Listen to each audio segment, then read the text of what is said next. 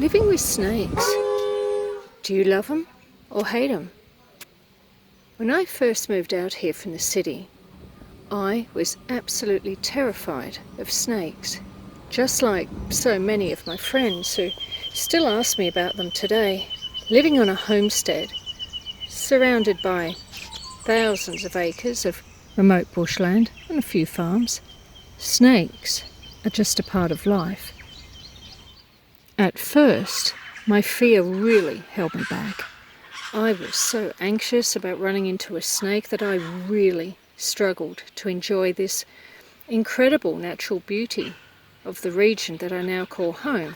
And I knew that I had to educate myself if I wanted to overcome that fear. But let me tell you, that wasn't easy. I had a genuine phobia back then, and trying to learn about snakes, and I couldn't even bring myself to look at a picture of one, well, that was quite a challenge. Like most people, I'd heard all the horror stories. You probably know the ones. Dramatic snake encounters that get scarier and more exaggerated every time they're retold. But here's what I discovered.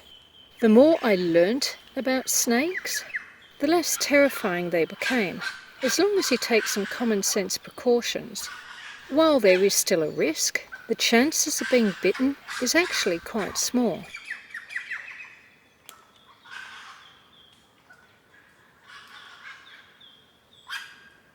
Snakes are incredibly shy, and despite what most of us think, they're not really out to get us. Lizards and mice, birds and frogs are their meal of choice, and they view us humans as far too big to be bothered with. And if a snake does bite, it doesn't always inject venom. Venom is a precious resource for them, and they don't want to waste it on us unless absolutely necessary. When you're outdoors, it's all about being aware of your surroundings.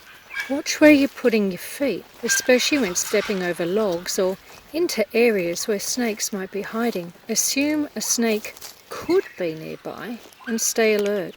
If you're hiking, skip the shorts and sandals. Wear long pants and sturdy hiking boots. And also, if you can, get yourself a pair of really good quality snake gaiters. There's a few of them out there. I've found the workmanship on some of them left a bit to be desired. This most recent pair that I purchased are Maroka 30 gaiters, and they're made in Australia. I'll be doing a review on these and some other snake gaiters coming up in the next few weeks, so keep an eye out for that video. It should be quite interesting. Don't forget to pick up a snake bite kit, because if the unexpected does happen and you do get bitten, you're going to wish you had one. The key is to stay calm. Use a pressure bandage.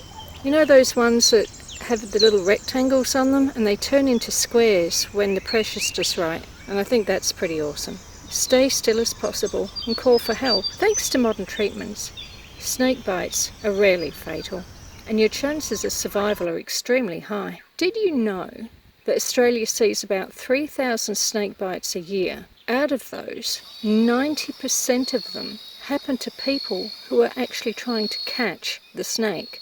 So the number one rule for staying safe is to basically leave them alone. Respect the snakes and they'll respect you. And sure, look, the Australian bush does have a bit of a hardcore and dangerous reputation, but let's be real. There's nothing out here that's going to eat you in your sleep. Well, except for the drop bears, of course.